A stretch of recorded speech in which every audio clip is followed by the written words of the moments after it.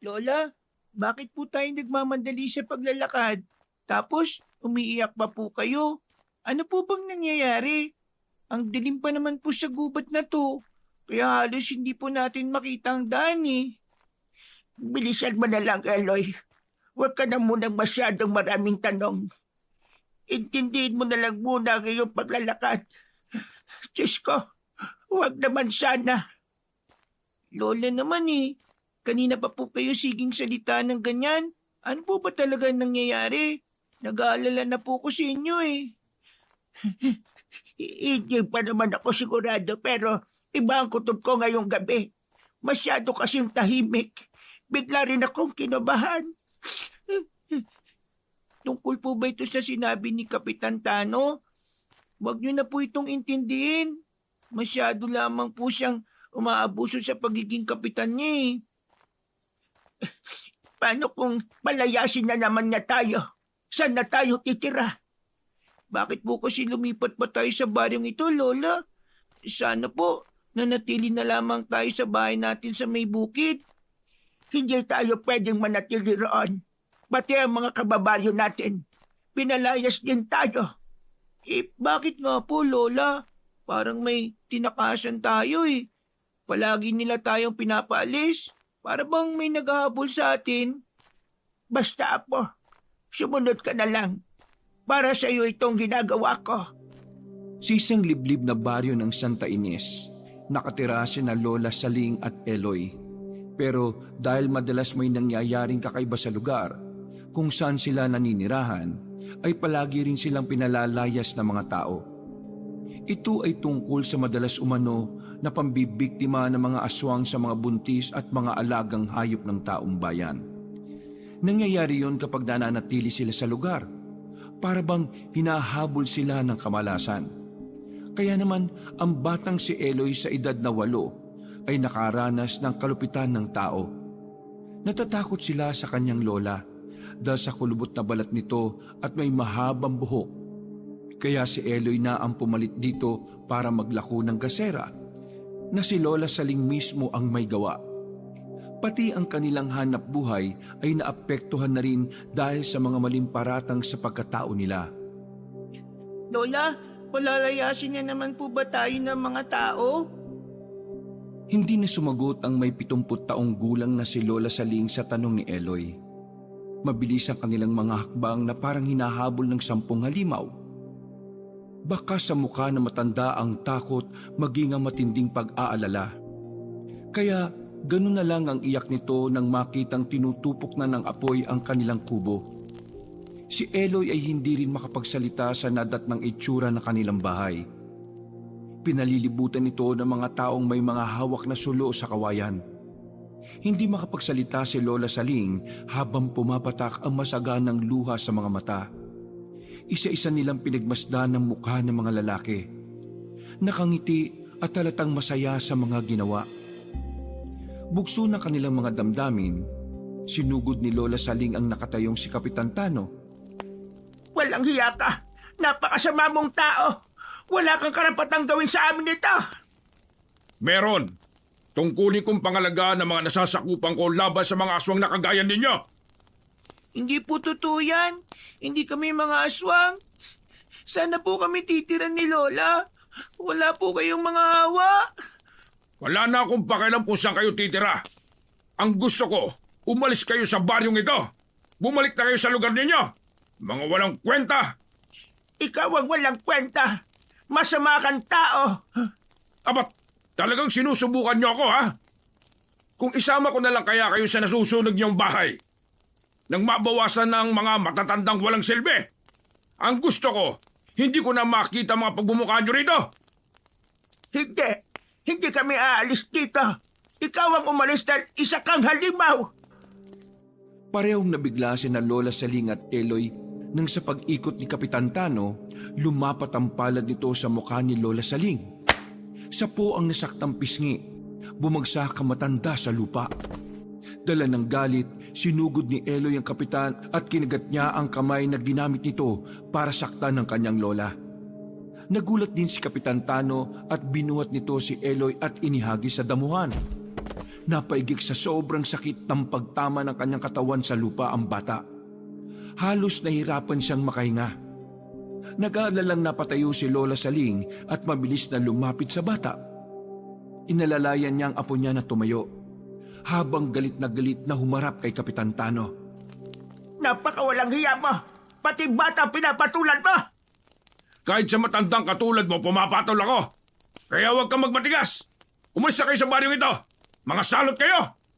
Napalugmok na lang sa lupa si Lola Saling, katabi ang nakatayong si Eloy. Parang gumuho ang kanilang mundo nang makitang walang natira kahit isa sa mga gamit nila.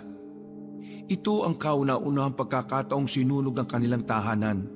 Kaya't isinumpa ni Eloy sa kanyang sarili na babalikan niya ang lahat ng mga taong nagpalaya sa kanila. Patutunayan niyang nagkamali ang mga tao sa paghuhusga sa kanila. Ipapahiya niya ang mga ito. Sige mga kasama, ituloy niyo lang ang ginagawa ninyo ha. Sunugin niyo pa ang bahay ng aswang na yan.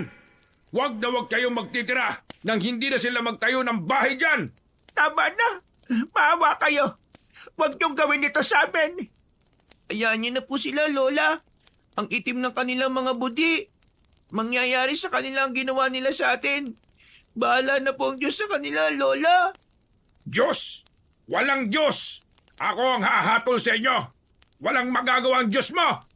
Papabor sa akin ang kalikasan sa pagtugis sa mga katulad ninyo. Tandaan niyo po yan. Mamamatay din kayo sa oras na tirik na ang araw kung saan magaganap po ang mga imposibleng pangyayari sa buhay ninyo. Pambihira! Binasaan pa yata ako ng panata ng batang ito ah! Walang magagawa ang katulad mo! Tandaan niyo po yan. Sisingilin po kayo ng sarili niyong kasalanan. Mula sa kinatatayuan ni na Lola Saling at Eloy ay dinig na dinig nila ang malalakas na sigawan ng mga tao. Parang nagdidiwang sa nawasak na tahanan na matanda. Awa ang nararamdaman ni Eloy kay Lola Saling na humahagulgol ng iyak. Habang nakaupo sa lupa, ang puso niya ay binalot ng katanungan. Matinding galit sa mga taong walang ibang ginusto kundi ang tanggalan sila ng pagkakataong magkaroon ng tahimik na buhay. Dumaloy ang masaganang luha sa mga mata ni Eloy habang nakuyong niya ang palad na nakatingin sa mukha ni Kapitan Tano. Para pa itong nang aasar na iniwan pa sila ng pagngisi. Bago umalis sa mga tao ay dinuraan pa ang harapan ng kanilang bakuran na pinagtiyagaang pagandahin ni Lola Saling sa pamamagitan ng pagtatanim ng mga halamang namumulaklak. Ito ay para mapalitan ang malungkot nilang buhay sa masiglang tanawin. Pero ngayon, naabo at umuusok na kahoy na lang ang natitira sa bahay nila. Ang bahay natin na po, sinira na ng mga taong walang mga puso. Walang awa. Ano na ang gagawin natin? Saan na tayo titira ngayon na po? Tama na po ang pag-iyak, Lola. Baka naman po kayo magkasakit. May karma din po ang mga ginawa nila sa atin. Lumipat na lang po tayo ng ibang matitiran. Saan pa? Wala na tayong ibang mapupuntahan. Sinira na ng mga tao ang bahay natin. Napakalupit nila po. Hindi na sila naawa sa akin. Wala nang maisagot si Eloy sa sakit na nararamdaman ni Lola Saling. Alam niya na kahit saan sila magpunta, guguluhin pa rin sila ng mga tao na ang tingin sa kanila ay mga aswang. Bakit sa dinami-rami ng ibinibintang sa kanila ay pagiging kampon pa ng kadiliman? Tumayo ang matanda at nilapitan ng umuusok nilang bahay. Luminga-linga muna sa paligid para masiguradong nakaalis na nga ang mga tao. Muling napahagulgol ng iyak ang matanda. Nang makitang walang halos na tirang gamit sa kanila, pati na ang kanilang mga panindang mga gasera. Wala rin silang pera na pambili ng bigas. Ang batang si Eloy ay dumanas ng mga pahirap sa ibang tao na walang ibang hinangad kundi ang maging miserable ang buhay nila. Kaya naman, hindi na natiis ni Eloy ang hindi magtanong sa matanda kung bakit sila madalas na kinatatakutan, na ang tingin sa kanila ay isang salot na hindi dapat lapitan. Lola, bakit po sila ganun? Bakit ang tingin nila sa atin ay mga aswang? Hindi naman po tayo mga aswang, Lola, di ba? Tayo pa nga pong naghahanap sa mga nilalang na nagtatago sa dilim eh. Hanggang kailan po natin titisin ang pagbibintang nila sa atin? Apo, patawarin mo ako kung ito ang buhay na kaya kong ibigay sa'yo. Hindi mo pa ito maiintindihan. Talaga pong hindi ko naiintindihan. Naguguluhan po ako kung para saan pa po ang mga ginawa natin. Para lang mapanatiling ligtas sila. Ito lang po ang napapala natin eh. Ano po ba nangyayari, Lola? Alam nyo, sawang-sawa na po ako sa ganitong kapi ang ginagawa sa atin. Hindi ko po talaga lubos na maisip. Bakit nila tayo pinaparusahan? Wala naman po tayong mga kasalanan. Kapag kaya mo nang maunawaan lahat, saka ko ipapaliwanag sa'yo. Tandaan mong kung magbigay ka ng tulong sa iba, huwag kang maghintay ng kapalit. Mas maganda ang ikaw ang nakakatulong kaysa ikaw yung tinutulungan. Pero sa ngayon, kailangan ko munang hanapin kung saan ko naibaon ang kulay berdeng mutya ng buhay. Ano pong mutya, Lola? Ang mutya ng buhay ay isang kapangyarihan laban sa mga aswang na madalas ay nambibiktima ng mga buntis. Kung minsan naman ay ginagamit para humaba ang buhay ng isang tao. May kaakibat yun na tungkulin sa nakatakdang mga laga sa mutya. Kaya po ba, kahit matanda na kayo mas malakas pa ho kayo sa kalabaw? Ano po bang itsura ng mutya? Isang hugis bilog na kulay pulang liwanag ang mutya. Para siyang bato na ang liwanag ay piling tao lang ang nakakakita. Lalo na sa liwanag ng sandatang hawak ng tagapagbantay. Para pong agimat na madalas niyong ikwento sa akin? Oo, Apo. Kaya sige na, tulungan mo na lang akong hanapin kung nasaan ang pinagbaunan natin ng haliging may kulay berdeng kahoy. Dahil sa ilalim ko mismo ay binao ng mutya. Hindi siya pwedeng mawala. Mapapadali ang buhay ko at ayaw kong mawala sa tabi mo. Paano ka na? Iniwan ka na nga ng mga magulang mo. Pati ba naman ako ay mawawala pa sa iyo? Sige po, tutulungan po kita, Lola. Kaya lang masyadong mainit pa po ang lupa Baka mapaso po tayo. Samantalahin na natin ang pagkakataon habang may konting liwanag sa lugar na ito. Masyado pang matagal ang oras para hintayin ng mag-umaga. Magsapin ka na lang ng pwedeng magamit natin para matanggal ang mga nakaharang na kahoy. Alam ni Eloy ang tungkol sa pag-iwan sa kanya ng mga magulang niya sa matanda. Kaya nga, ilang beses silang nagpalipat-lipat ng bahay para lang makita ang kanyang ama at ina. Kahit minsan ay hindi siya nagtanim ng sama ng loob sa mga magulang niya. Kaya sumama siya kay Lola Saling para hanapin ang mga ito. Tinulungan ni Eloy ang matandang nakayuko sa paghahanap ng pinagbaunan ng mutya. Ilang minuto ang lumipas ay siya ang unang nakakita sa haligi. Magkatulong silang nagukay. Kahit nararamdaman nila ang init, maamos na ang mukha ni Eloy dahil sa uling na naipupunas niya sa kanyang balat. Gamit ang matulis na kahoy sa pagdudukal ng lupang tumigas dahil sa apoy. Ilang saglit lang sa matyaga nilang pagtutulungan ay nakita na nila ang maliit na itim na baul na kasing lapad lang ng palad ni Lola Saling. Ito ang dahilan kung bakit hindi tayo pwedeng magtayo ng bahay nang wala ito. Baka naman po, Lola, yan pa po ang dahilan ng nagdadala sa atin ng kamalasan. Hindi. Huwag mong sabihin yan. Dahil ito ang nagbibigay buhay sa akin para mapanatili ang aking lakas. Isa pa, para ito sa taong tagapangalaga sa mutyang ito. Pwede ko po ba makita, Lola? Hindi mo pa ito pwedeng makita. Hanggat hindi ko pa ito naililipat sa'yo. Ano po? Bakit po ako? Dahil ikaw talaga ang tagapangalaga nito. Bata ka pa lang nakatakda ka na sa mutya. Kusang nilipat sa iyo ang mutya sa sandaling umalingaw-ngawang tambol-lata sa harap ng mga halimaw. Naku, ayaw ko po, Lola. Hindi ko po yan matatanggap. Hindi mo na matatakasan ng nakatanda, Apo. Itinago ni Lola Saling ang maliit na baul sa likod nito. sabay silid sa bulsa. Kahit hindi naman seryoso si Eloy na tingnan ang itsura ng mutya, nagpasya na silang iwanan ng nasunog nilang tirahan at naglakad papalayo, habang bagsak ang mga balikat. Maya-maya pa ay pinasok na nila ang madilim na kagubatan, na ang tanging liwanag na makikita nila sa daan ay ang liwanag na nanggagaling sa bilog na buwan. Ilang minuto na nilang binabagtas ang gubat, hanggang sa pag-ahon ng bundok ay hindi na napigilan ni Eloy na hindi magtanong sa matanda. Lola, saan po ba tayo pupunta? Malapit na po magliwanag eh. Hindi ko pa po alam kung saan nyo dadali ng mutya. Aalis na po ba tayo sa baryong ito? Hindi, Eloy. Dahil dito na muna tayo pansamantalang maninirahan. Kailangan lang natin balikan ang mga naiwan kong mga sandata sa kwebang natagpuan ko. Nang maghanap ako ng mga baboy ramo, siguro naman hindi na nila masusunog ang mga bato. Wala na silang magagawa para palayasin pa tayo. Pero sa ngayon, may kailangan pa tayong gawin. Pero gabi-gabi po nagloroonda ang mga tanod ni Kapitan Tano. Baka po mas lalo tayong pagbintangan na tayo ang mga aswang na madalas na kumakain sa mga alaga nilang hayop.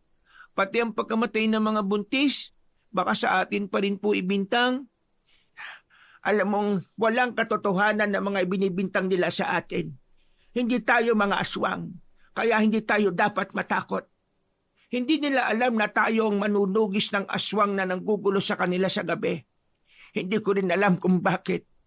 Sa kabila ng kabutihang ginagawa ko para sa kanila, ay masamang nilalang pa rin ang tingin nila sa atin. Kung minsan, nawawalan na ako ng ganang tulungan sila.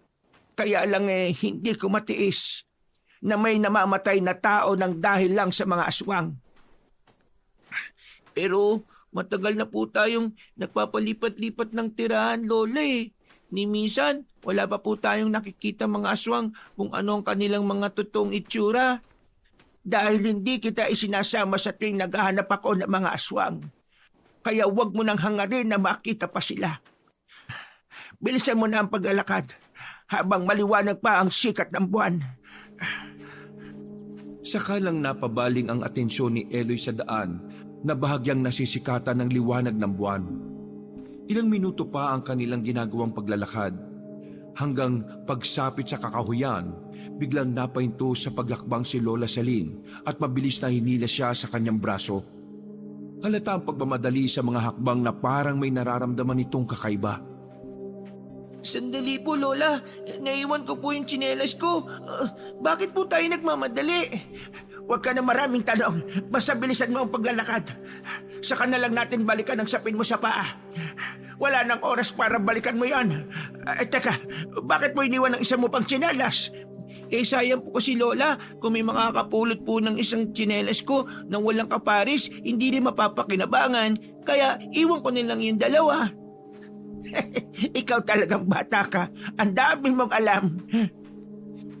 Ang dahan-dahang pagkakbang ng mga paa ni Eloy ay nauwi sa pagtakbo para mas lalong makaalis sa lugar na yon.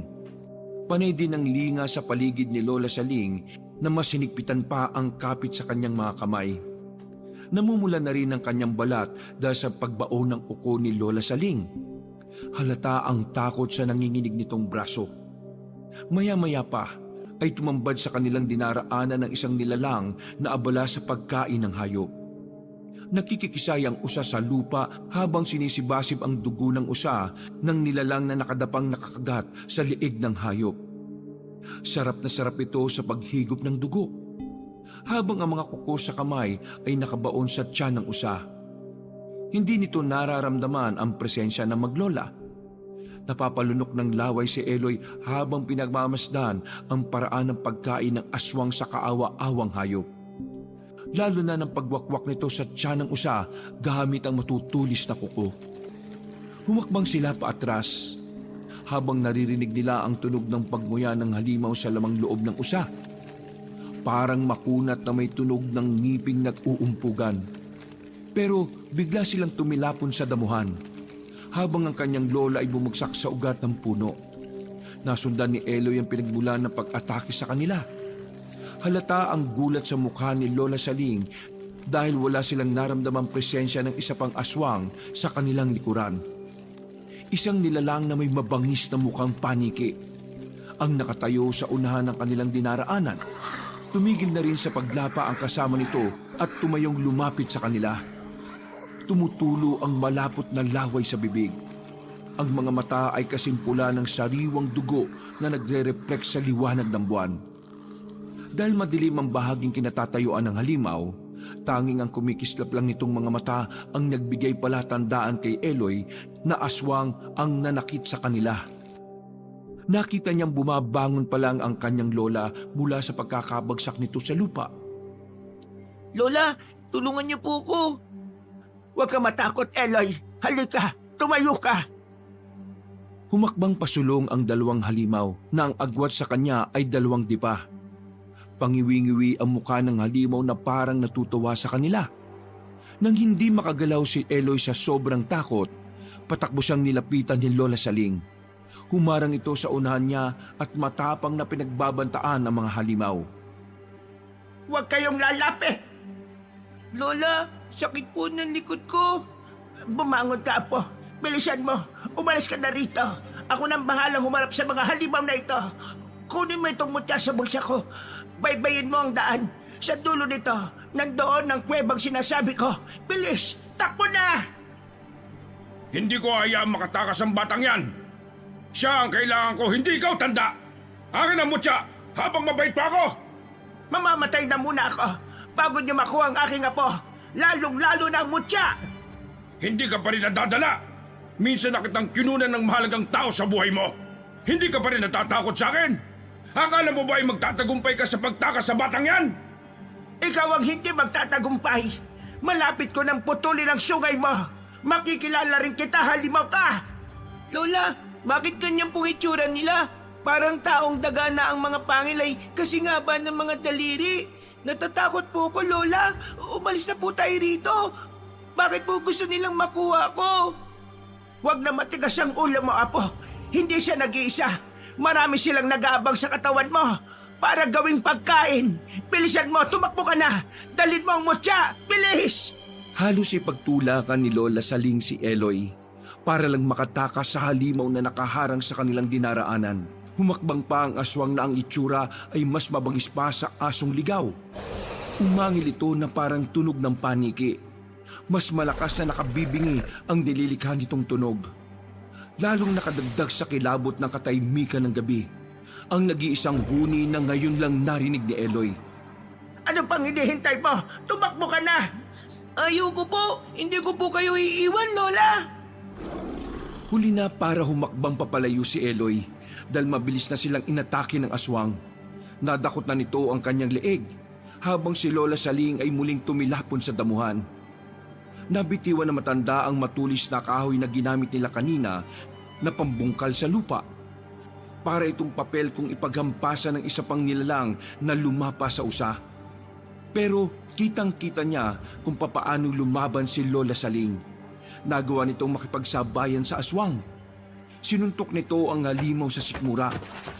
Hindi tumigil ang matanda sa pagganti ng pag-atake dito. Hanggang nadampot na nito ang matulis na kahoy. Ubod lakas nitong ibinaon ng kahoy sa nakahigang aswang. Ibinaon ni Lola Saling ang kahoy sa pamamagitan ng patalon nitong pagtarak sa dibdib ng kalaban. Nanginginig ang kamay ng aswang na pilit inaalis ang kahoy sa dibdib nito.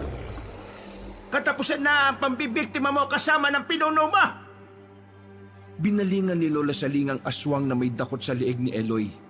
Sinipa ni Eloy ang masilang parte ng katawan ng aswang. Pero dahil sa maikli ang kanyang mga paa, ay nauwi lang sa wala ang pagpupumiglas niya. Napansin niyang dahan-dahang lumalapit si Lola Saling sa gawin nila. Nang lilingon na ang halimaw, ay mabilis na tinakbo na matanda ang kinatatayuan ng aswang. Nakita niyang hinampas na matanda ang ulo ng aswang. Kasabay ng pagpalo sa brasong may tangan sa leeg ni Eloy. Sa galit ng halimaw, sa ginawa ni Lola Saling, sa sobrang sakit ng pagkakahampas ng matanda sa braso nito, naihagis ng nilalang ang katawan ni Eloy, kasama siyang bumagsak sa damuhan. Naramdaman niya ang masakit na pagtama ng kanyang katawan sa matigas na puno ng kahoy. Maliksing kumilos sa matanda. Para makakasunod nitong inatake sa muka ang nilalang na umatake sa kanila. Nang makakuha ng pagkakataon ng aswang ay hindi kinaya ang lakas na matanda. Bigla itong nag-anyong malaking paniki. Mabilis itong lumipad para tumakas. Bago nawala ng malay si Eloy ay nakita pa niya kung paanong umiiyak na lumapit sa kanya si Lola Saling. Sa katuluyang nagdilim ang kanyang paningin. May hinang yugyug sa balikat ang naramdaman ni Eloy. Pagmulat niya ng mga mata, si Lola Saling ang katabi niyang nakatunghay sa kanyang mukha. Masaya itong iniabot sa kanya ang mainit na sabaw ng nilagang karne ng baboy ramo. Mabilis siyang napabalikwas ng bangon dahil inisip niyang panaginip lang ang lahat. Pero nang maramdaman niya ang pananakit ng kanyang leeg, maging ng kanyang likod, ay nagtataka siyang napatingin sa mukha ni Lola Saling habang hawak ang bao ng niyog na may lamang umuusok na sabaw. Paano po tayo nakaligtas sa aswang na yun, Lola? Napuruan ko siya sa ulo kaya naman nakatakas tayo. Bigla siyang nag-anyong paniki. Ang mahalaga, nakapatay ako ng isa. Sapat na para malaman nilang palaban tayo at hindi tayo natatakot sa kanila. Alam mo bang pinag-alala mo ko kanina? Akala ko'y nasaktan kang mabuti nang mawalan ka ng malay. Takot na takot ako, Apo. Akala ko'y mawawala ka na sa akin. Nasaan na po kaya ang halimaw, Lola? Hindi ko alam, Apo. Inuna kitang iligtas kaysang makita kong napatay ko ba ang halimaw na yon. Natitiyak kong dito lang sa baryong ito naninira ng aswang na yon. Kung hindi ako nagkakamali, siya ang pinuno ng mga aswang. Kung may iba siyang nabiktima, maaring sa atin na naman ibibintang ang kamatayan ng taong sinaktan nila. Kaya sa susunod na maghaharap kami, sisiguraduhin kong mapapatay ko na siya. Inilingan ni Eloy ang kanyang paningin sa buong paligid. Nakita niyang nasa loob ito ng kuweba. Dahil sa dingding na bato na may nakadikit pang mga lumot. Maging ang konting tubig na umaagos doon ay lalong nagpalungkot sa kanyang pakiramdam. Pero nang makita niya ang isang sulpit, tambol na gawa sa lata, muli siyang napatingin sa mukha ni Lola Saling.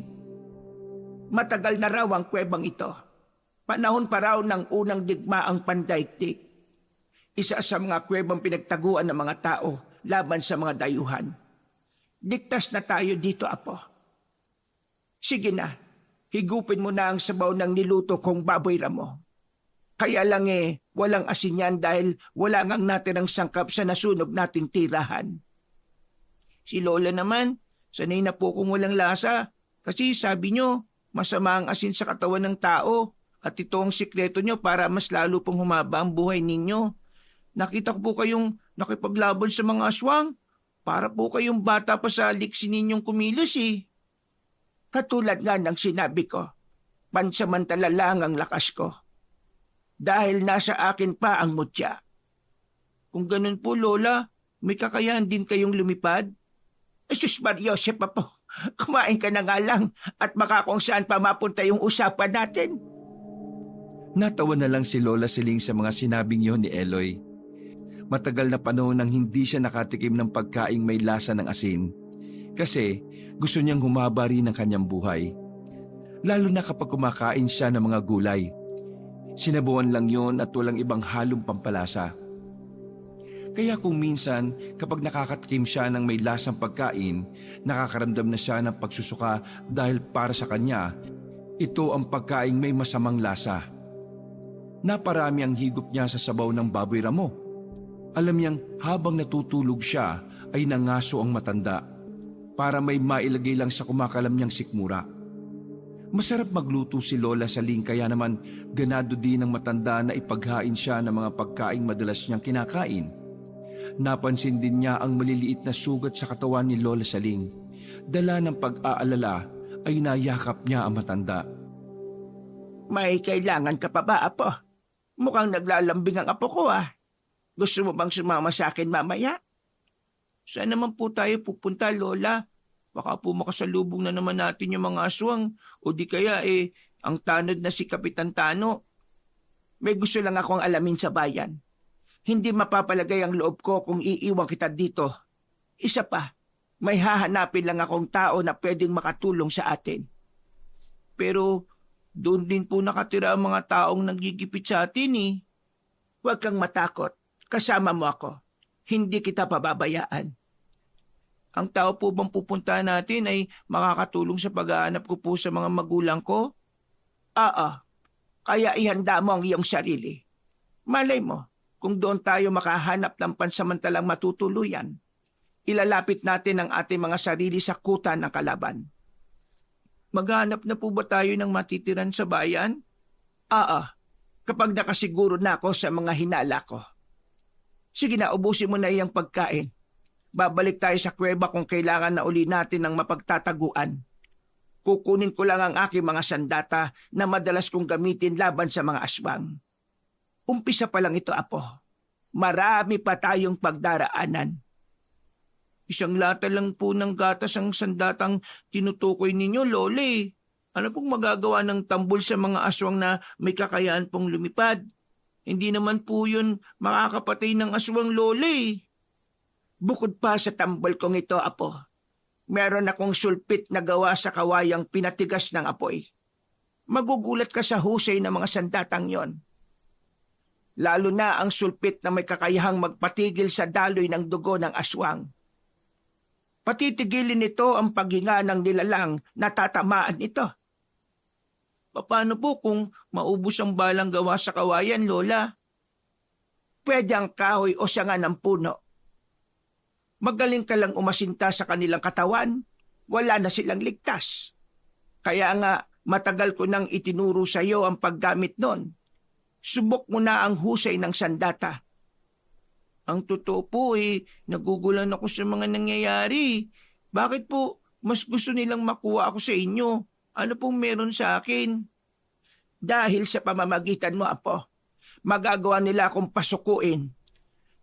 Kasama ito sa buhay ng isang pagiging manunugis ng aswang. Hahanap sila ng paraan para mahanap ang kahinaan ko. Ikaw lang ang nag-iisa kong kahinaan. Idagdag pa na alam nilang ikaw ang nakatakdang magmamana ng mutya. Isang tagapagbantay ng mutya ng buhay na magagamit nila para magpalakas ng hukbo. Hindi na nagtanong si Eloy sa matanda. Inubos niya ang laman ng bao na pinaglagyan ni Lola Saling ng sabaw. Kalat na ang liwanag sa labas nang sila ay magsimulang maglakad papunta sa bayan. Ilang minuto rin ang kanilang ginugol para marating ang kabahayan. Pagdating nila roon ay agad napansin ni Eloy ang kakaibang kilos ng mga tao. Lola, bakit po ganyan sila makatingin sa atin? Madalas naman po tayong magpunta sa lugar na ito pero iba po ngayon. Para pong gusto nilang kainin tayo ng buhay. Huwag mo na lang silang pansinin. Hindi ka pa ba nasasanay na madalas tayong ituring na ganyan ng mga tao? Hindi sila ang ipinunta natin dito. Tara na, bilisan mo na ang paglalakad. Hawakan mong mabuti ang sulpit. Pati po ang kanilang mga bintana, pintuan. Kung pagsaran po nila tayo ng bahay, parang may nakakaawa tayong sakit. Takot na takot sila sa pagpunta natin dito, Lola. Bumalik na lang kaya tayo. Hanggat wala tayong ginagawang masama at wala tayong sinasaktang tao, hindi ka dapat matakot sa kanila. Sila pa dapat ang magpasalamat sa atin dahil iniligtas natin sila sa mga aswang. Ipinagpatuloy ni na Lola Saling at Eloy ang paglalakad nang biglang may nagsaboy sa kanila ng tubig. Nagsisisigaw ang babaeng may hawak pa ng timba. Habang pinagmumura silang pinalalayas, sinabi nitong salot daw sila ng kanyang lola. Hindi pa nga ito nasiyahan, nagtawag pa ito ng mga kasama para lang pagtulungan silang saktan. Ipinagmamalaki ng babae ang pagbuhos nito ng tubig sa kanila. Malamig ang naramdaman ni Eloy, lalo na at umihipa ang hangin na nagpanginig sa buo nilang katawan. Dumikit ang manipis na tela ng damit ni Eloy sa manipis niyang katawan. Akma na sanang kukuha ulit ang babae ng tubig, malakas na nagsalita si Eloy. Tama na po. Bakit kayo ganyan? Para kayong mga hindi tao Ang sama po ng mga ugali ninyo. Para kayong walang mga anak. Mga baluktot po ang isip nyo. Ang lamig-lamig po. Binuhusan niyo pa kami ng tubig. Dahil sa sinabi ni Eloy, mas lalong nagalit ang babae. Ibabato sana nito ang hawak na timba nang biglang may humarang na lalaki. Kung titingnan ay nasa edad 45 taong gulang na ito. May kwintas sa leeg at taling panyo sa ulo. Nahawakan ng lalaki ang timba at ibinalik ng bato sa babae. Galit nitong sinermonan ang aling nagbuhos ng tubig kina Eloy at Lola Saling na yakap ang sariling katawan dahil sa lamig.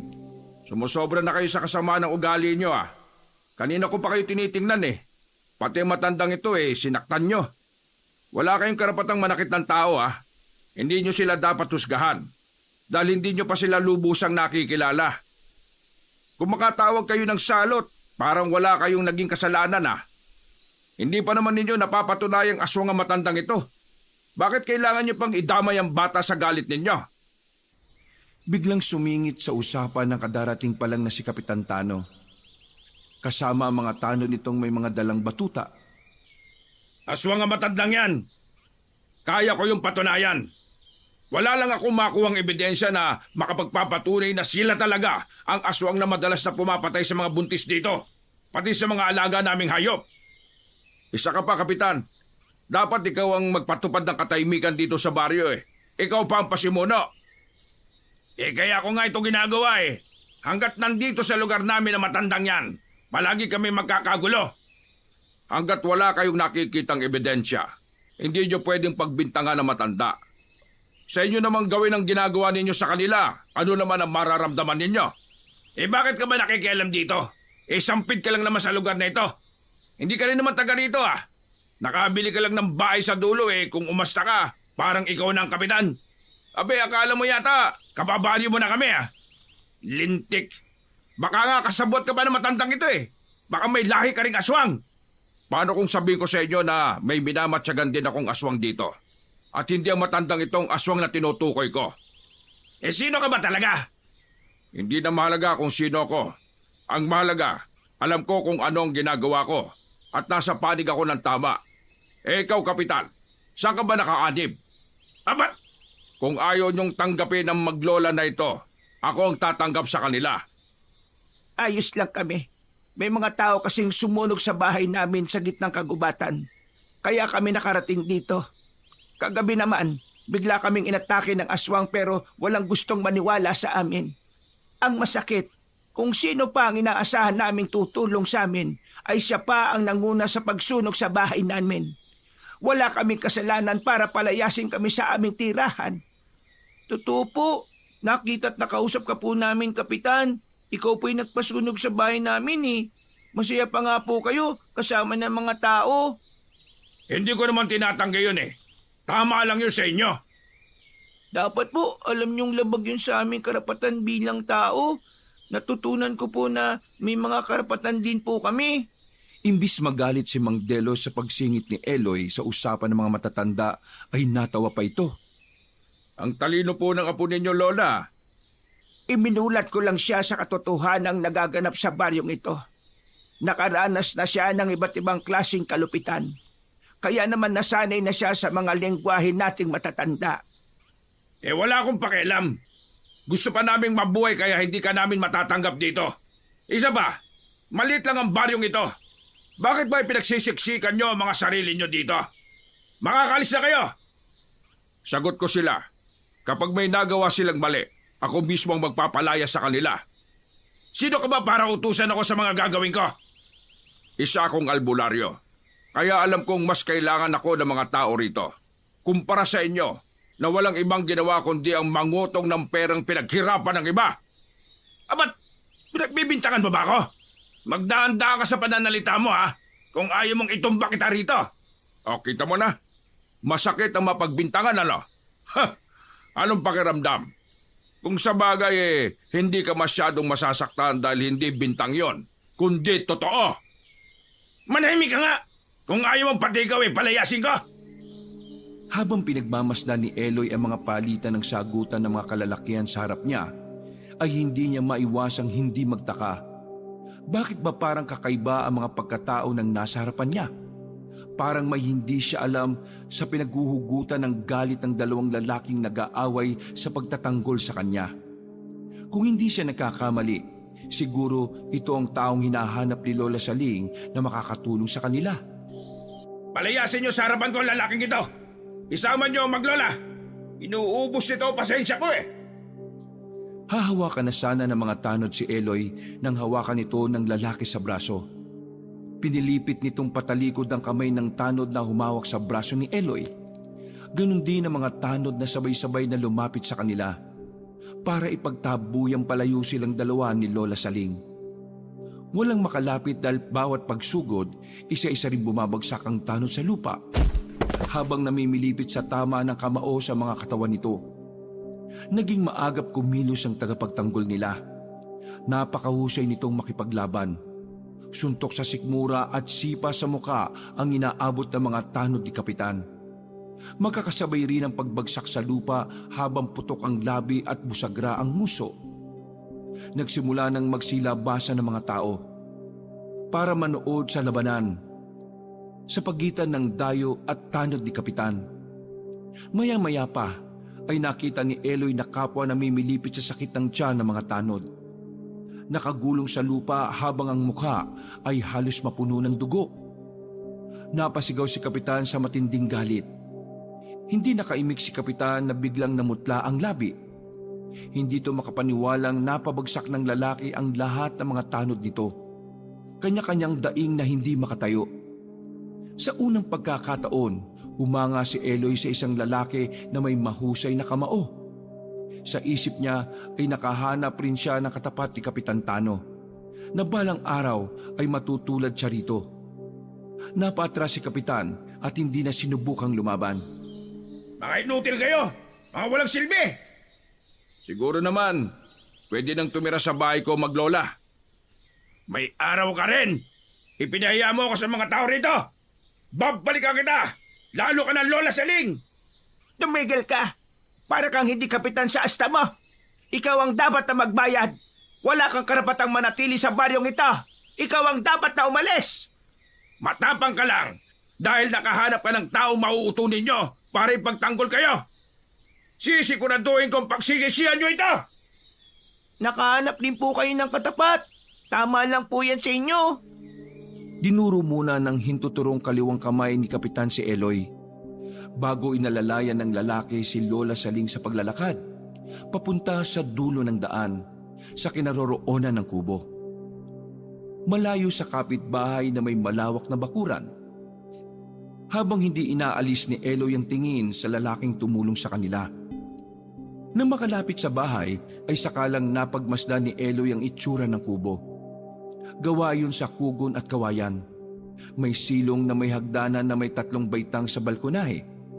Hindi masyadong malaki, pero mas maganda yon kumpara sa nasira nilang bahay, na bukod sa tagpi-tagpi ay gawa lamang yon sa dahon ng nyog.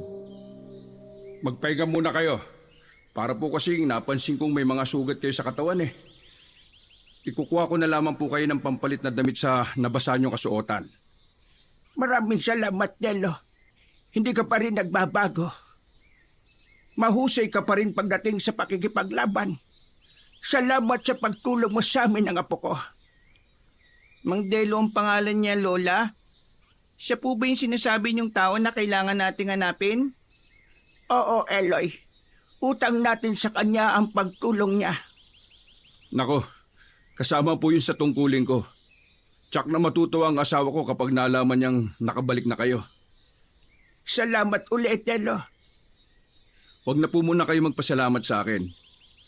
Hindi pa po kayo ligtas sa malupit na si Kapitan Tano. Sige po, simula po sa araw na ito, ay dito na muna po kayo titira.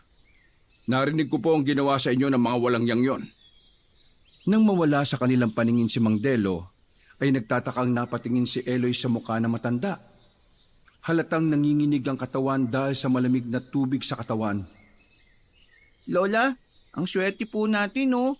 May nakilala tayong mabait na lalaki magtatanggol sa atin laban kay Kapitan. Gano'n na po ninyo katagal nakakilala si Mang Delo? Gusto kong makilala mo siyang mabuti. Nararamdaman kong malaki ang may tutulong niya sa atin. Saka napapansin ko, parang masyado ka na yatang maraming tanong. Gusto ko lang pong malaman lahat, Lola. Lalo na kung anong tulong ang magagawa po ni Mang Delo sa atin. Wala naman po akong sakit eh. Bakit kailangan po natin ng isang albularyo? Tulong para sa pagpuksa sa mga aswang na hukagan. Hukagan? Ano pong hukagan? Ang hukagan ay isang nilalang na umatake sa atin kagabi. Kaya kailangan natin ng tulong niya. Dahil si Delo ang may alam sa bisa ng tambol na lata at sulpit. Bukod pa ron, siya ang tagapagbantay mo laban sa mga magtatangkang umagaw sa mutya. Ang nilalang pong nakasagupan natin kagabi na kahawig ng daga ay isa pong hukagan. Pero tao po ang kanyang katawan. May sungay sa gitna ng kanilang noo. Mabalahibo rin po ang kanilang mga balat eh. Yung aswang po ang totoong pumapatay ng mga babaeng buntis. At dahil po sa kanila, kaya tayong nagdurusa. Ano pong magagawa natin laban sa kanila? Ibigay na lang po natin kaya ang mutya, Lola, nang hindi na po nila tayo guluhin. Marami na ang nagbuwis ng buhay para sa mutya. Para mapanatiling hawak ito ng may busilak na puso. Hindi ito pwedeng mapunta sa mga aswang. Pero sa atin naman po ibinibintang ang kasalanan ng mga hukagan eh. Tayong masama sa mata ng mga tao. Lola, bakit po ako? Dahil nasa antas ka ng tamang edad para magbantay sa mutya. Isang batang hindi pa nakakagawa ng maraming kasalanan. Nakatakda ka ng mga laga ng mutya. Kung hindi mo ito gagawin, mas marami pang mga buhay ang mga nganib. Maya-maya pa ay nakabalik na si Mang Delo. May dala na itong mga damit sa kaliwang kamay. May hawak din itong maliit na baul na may lamang mga gamot para sa sugat nila. Nabanggit nitong isa itong albularyo kaya gamit yun ni Mang Delo sa panggagamot. Magpalit na muna kayo ng damit bago ko gamutin ang mga sugat ninyo. Tsak na, nagugutom na rin kayo. Kaya lalabas muna ako. Wag po kayong lalabas hanggat hindi ko po sinasabi ha. Hindi kayo ligtas sa labas, lalo ka na Eloy. Inilapag ni Mang Delo ang dala nitong maliit na baul sa lamesang gawa sa kawayan. Nalantad ang mga boteng may iba't ibang kulay na isa-isa ring inilabas sa lagayan. Ano pong klase mga bote yan, Mang Delo? Mga langis na gawa sa iba't ibang klase ng bulaklak. Katas ng bulaklak ng ilang-ilang at sampagita. Basta may mga mababangong amoy ng bulaklak. Kontra sa mga amoy ng mga aswang para hindi maamoy ang mga sugat natin. Kaya po pala nagtatanim kay Lola ng mga namumulaklak na halaman. Kontra din po pala yun sa mga aswang. Oo, apo, tama ka. Tama si Lola Saling kaya sabihan niyo ako kapag tapos na kayo magpalit ng damit ha. Lumabas lang saglit si Mang Delo para makapagpalit ng damit si Lola Saling. Ilang minuto lang ang lumipas, pagbalik ni Mang Delo ay may dala na rin itong pagkain para sa kanila. Ginamot muna nito ang mga sugat nila bago sumabay sa kanilang pagkain. Nang matapos sa pagkain ay nagpaalam sa kanila si Mang Delo. Alis po muna ako. Pupuntahan ko lang yung asawa ko para ibalita sa kanyang nandito na kayo. Wag na wag kayong lalabas ng bahay. Isarado niyo ang pinto, maging ang mga bintana, ha?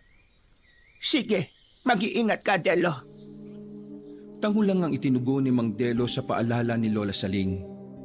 Habang si Eloy ay nanatiling nakatingin lang na parang pinag-aaralan ang bawat galaw ni Mang Delo.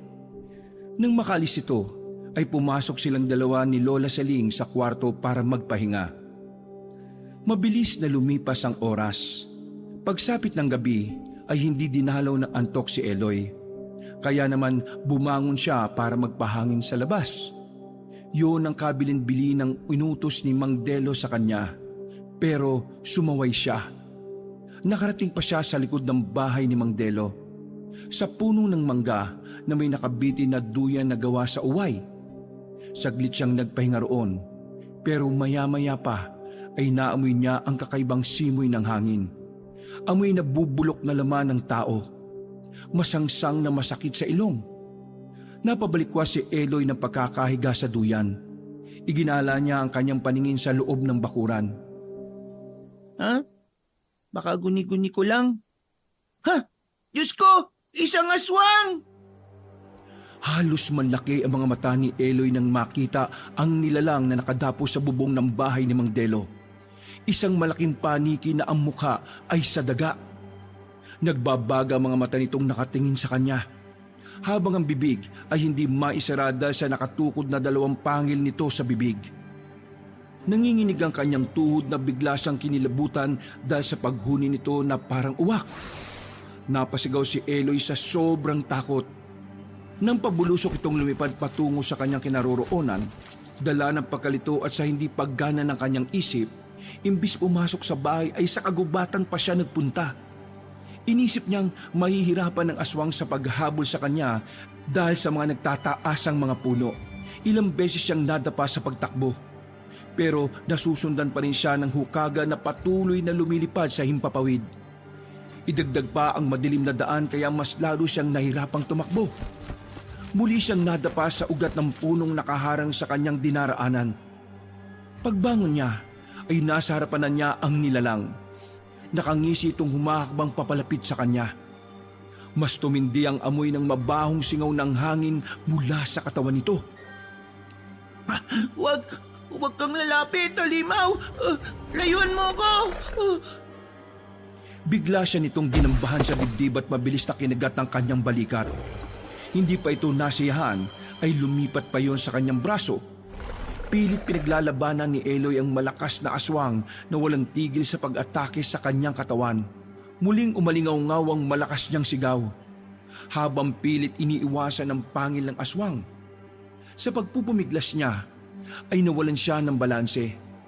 Natumba siya sa lupa dahil sa sobrang sakit na kanyang nararamdaman.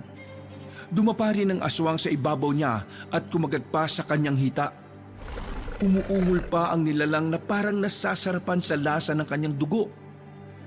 Gumuhit ang kirot sa pagbulwak ng mga dugong nanggagaling sa pinagbaunan ng pangil nito sa kanyang laman. Kahit anong pagpupumiglas ni Eloy ay wala itong balak na pakawalan siya. Dala ng kawalan ng pag-asa, kinagat niya ito sa balikat. Malakas niyang ibilaon ng ngipin sa laman nito. Napasigaw ng malakas ang aswang kaya nagkaroon ng pagkakataon si Eloy na makatakas. Mabilis siyang tumayo. Pinilit niyang makalayo kahit naninigas ang kanyang binti dahil sa tama ng kagat sa binti niya. Sakto sa gilid ng bangin, muli niyang naramdaman ang kalmot ng kuko sa kanyang likod. Lola! Tulungan niyo po ako! Lola! Pero walang nakakarinig sa malakas na sigaw ni Eloy. Ramdam na ramdam ang matinding takot sa boses niya. Mas lalong lumakas ang sigaw ng aswang nang makita ang masaganang dugo na umaagos sa kanyang sugat. Para itong nababaliw na akba na sanang uulitin ang pagkagat sa kanya. Nang mula sa puno ay may tumalon na isang babae. May hawak itong pana na may palaso. Saktong pagbagsak ng babae sa lupa ay inasinta nito ang aswang na nasa likuran niya. Tumama ang palaso sa dibdib ng halimaw at inulit pa yon sa binti. Halos tattarin ng pana ng babae ang katawan ng halimaw na umatake kay Eloy. Dahil sa pagkabigla sa bilis ng pangyayari, paluhod na bumagsak sa lupa si Eloy. Habang namamanhid ang kanyang katawan dahil sa mga tama na kagat sa kanyang laman, kitang-kita niya rin kung paanong paulit-ulit na pinana ng babae ang nakahigang aswang sa lupa. Kumalat ang dugo sa damuhan, pati na ang mga tumalsik sa katawan ng babae. Bago ito lumapit sa kanya, nahalata ang pagod sa boses. Diyos ko! Anong ginagawa ng isang bata sa gubat na ito? Halika, kumapit ka sa braso ko. Sumampa ka sa likod ko. Baka maubusan ka na ng dugo. Tulungan niyo po ko, Ali. Ang sakit po. Oo, huwag ka muna magsalita. Lalong bumubulwak ang dugo sa sugat mo. Lakasan mo lang ang loob mo. Malapit lang ang bahay ko rito. Ano ba kasing ginagawa mo sa gubat na ito? Hindi mo ba alam na maraming nagkalat na aswang sa lugar na ito? Piniling manahimik ni Eloy habang nararamdaman ang pamimigat ng talukap ng kanyang mga mata. Pati ang malakas na hingal ng babaeng may pasan sa kanya. Huwag ka matutulog. Mahihirapan akong gamutin ka dahil baka hindi ka na magising. Mabuti na lang at nagkataong nasa bahay ang asawa ko manggagamot. Ramdam na ramdam ni Eloy ang pag-aalala sa boses ng hindi nakikilalang babae. Ilang saglit pa ay naramdaman niya na parang pumasok sila sa isang bahay dahil narinig niya ang paglagit-ngit ng pinto. Kahit nakapikit ang kanyang mga mata, ay parang nakikinikinita niya na maayos ang kubong pinagdalhan sa kanya. Maya-maya pa ay naramdaman niya ang malambot na higaan. Nawala sa kanyang tabi ang babae, pero ang yabag ng mga paa nito ay naririnig niyang nagmamadali. Pagbalik ay may dala na itong plangganang may tubig. Hindi niya magawang maimulat ang kanyang mga mata. Natatakot siyang makita ang itsura ng sugat na may malalim na tama na kagat sa kanyang binti. Nakakuyom ang kanyang kamay na pilit pinaglalabanan ng sakit, habang ang paghila ng antok ay lalong nagbibigay pahirap sa kanya. Lilinisan ko muna itong sugat mo habang inihahanda ng asawa ko ang mga gamot para sa iyo. Konting tiis lang. Maya-maya ay may tutulong na sa iyo para matanggal ang lason ng hukagan. Kapag natapos na siya sa paglalagay ng gamot, tiisin mong huwag matulog. Kailangan matanggal sa sugat ang lawi ng hukagan para hindi ka mahawa sa pagiging aswang. Makamandag ang kagat nila. Isang araw lang ay tinatagal ng tao para mabuhay. At mabuhay ka man, ay isa ka ng aswang na walang naaalala, kundi ang kumain ng laman loob ng tao. Sa pamamanhid ng katawan ni Eloy ay tanda na may laso na ang kanyang dugo. Naninigas ang kanyang binting may tama ng kagat. Maging ang kanyang daliri ay hindi na rin niya maigalaw. Mas lalo siyang natatakot nang maramdaman niya ang abnormal na pagtirik ng kanyang mga mata. Hindi niya mapigilan ang pagbubula ng kanyang bibig habang umaagos ang malapot niyang laway, pati ang mainit na likidong gumuguhit sa kanyang sugat. Halos kapusin siya ng paghinga, na ang pakiramdam niya ay katapusan na niya. Hindi na siya makapagsalita para humingi ng tulong sa babaeng nagligtas sa kanya. Bawat hagod nito ng basang tela sa sugat niya, pagpigil sa hinga ang nararanasan niya. Puro pag-ungol lamang ang kanyang nagagawa. Mainit na rin ang pakiramdam niya sa temperatura ng kanyang balat. Para siyang nilalagnat at sunod-sunod na nagsusuka ng malalapot na kulay itim na likido. Lahat ng paghihirap ay nararanasan niya. Sa dami ng tama ng kanyang kagat sa katawan, mas lalong nataranta ang babae sa paglilinis ng kanyang sugat, lalo na nang makita ang reaksyon ng kanyang katawan. Diyos ko, nakasan mo ang loob mo. Labanan mo ang laso ng laway ng hukagan. Patawarin mo ako kung nahuli ako ng dating. Kahit hindi nakikita ni Eloy ang mukha ng babae, nararamdaman niya ang mga luha sa mga mata nito. Nanlalamig ang palad ng babaeng mahigpit na nakahawak sa kanyang kamay. Maya-maya pa ay narinig niya ang pamilyar na boses ni Mang Delo. Punong-puno ng pag-aalalang sinapo ng palad nito ang kanyang noo. Ganon din ang umiiyak na boses ni Lola Saling. Hindi niya maisip kung papaanong nakarating ang kanyang lola sa bahay ng babaeng nagligtas sa kanya. Anong nangyari sa apo ko? Ako po ang dapat na magtanong niyan sa inyo, Lola. Kayo po ang kasama niya sa silid. Hindi niyo naramdaman na lumabas siya? Kaya nagkaganyan ng batang yan dahil sa katigasan ng ulo niya. Sinabi ko nang huwag lalabas ng bahay, pero hindi siya nakinig. Muli na naman po yata kaming mabibigo sa pagbabantay sa tagapangalaga ng mutya. Masyado ako napagod sa 2 araw na walang tulog pagkatapos ng mga nangyari sa amin. Kaya naman, nakatulog na ako ng mahimbing. Hindi ko na malaya na lumabas si Eloy. Tulungan niyo siya, nakikiusap ako. Iligtas niyo ang apo ko. Iligtas niyo. Nadala po ba ninyong tambol at ang sulpit? Mas makabubuting dito na muna kayo magtago ni Eloy, habang hindi ko pa nasisigurong ligtas kayo sa baryong ito. Naririnig ni Eloy ang usapan ng mga tao sa kanyang paligid. Kung pakikinggan ng mabuti, para bang matagal na silang magkakilala. Alam nila ang kanilang ginagawa. Maya-maya pa ay narinig niya ang mahihinang tambol ng tunog ng nanggagaling sa lata. Sa loob ng silid ng pinagdalhan sa kanya. Para siyang hinihila sa pagtulog. Hanggang mawala na ang kirot ng sugat niya sa kanyang katawan. Napalitan ng magaang na pakiramdam. Kaya naman nalaman niyang hindi basta-bastang sandata ang nadala nila ni Lola Saling, kundi mabisang pangontra rin sa sakit na dulot ng lason sa kagat ng hukagan. Dahan-dahan niyang iminulat ng kanyang mga mata na indikasyon na nabawi na niya ang nawalang lakas. Nakita niya si Mang Delo. Abala ito sa paglalagay ng langi sa mga sugat niya. Habang ang babaeng nagligtas sa kanya ang siyang nagpupunas ng kulay puting tela sa mga dugong nakadikit sa kanyang balat. Si Lola Saling naman ay walang tigil sa paghampas ng patpat sa lata para lumikha ng tunog na nakakatanggal sa sakit na nararamdaman niya. Kumusta na ang pakiramdam mo? Ano bang pumasok sa isip mo na imbis na magtago ka sa bahay, sa gubat ka pa nagpunta? Natakot po kasi ako sa mukha ng paniki na umatake sa akin kanina eh. Kitang-kita ko po yung hukagan. Nasa bubong po siya ng bahay ni Mang Delo. Kaya po siguro mainit ang pakiramdam ko kanina eh. Dahil may mga nagbabantay po sa amin na aswang. Hindi ko po naisip na mas mapapahamak po ako kung pupunta ako sa gubat. Hindi ko po sinasadya na pag-alalanin ko po kayo. Matigas kasi ang ulo mo eh. Pinag-alala mo si Lola Saling. Paano kung hindi ka kaagad natulungan ni Belinda? Hindi mo ba naisip na maaari kang mamatay sa ginawa mo? Pasensya na po, Mang Delo. Patawarin niyo po ako. Hindi ko na po ulitin. Lola, bakit po ba gusto nila akong patayin? Kung hindi ang mga tao, pati ba naman sa mga aswang? Hindi ko po maintindihan eh. Ano po bang meron sa akin? Diyan ka napapahamak sa pagiging mausisa mo eh. Palagi kang maraming tanong. Delo, patayan. Huwag kang padadala sa damdamin mo. Eh nakakasuya na eh. Siya na nga ang tinulungan, siya pa ang ayaw makinig.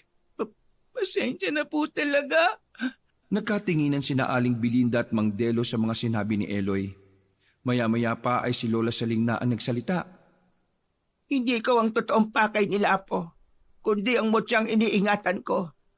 Ililipat ko sa iyo yon kapag sumikat na ang unang pagbilog ng buwan. Ayaw ko po. Hindi ko po yung matatanggap dahil sa mutya 2 beses na po ako muntikan na mapahamak. Duwag po ko.